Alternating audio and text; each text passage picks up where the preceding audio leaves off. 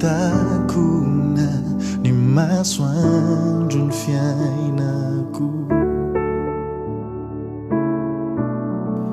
tomaizina izay rehetra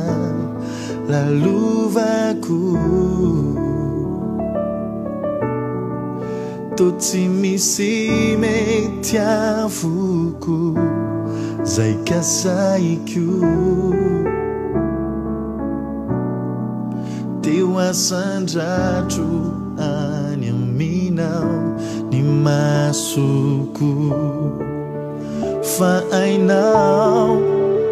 Jesosio no manome fifaliana atombokanao no iaia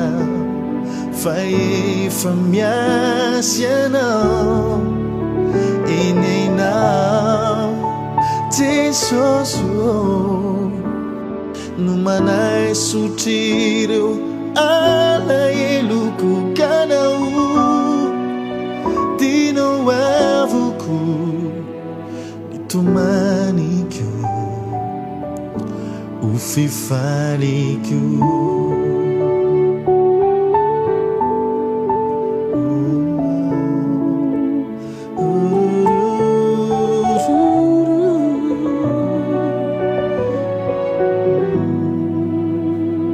nitomaniky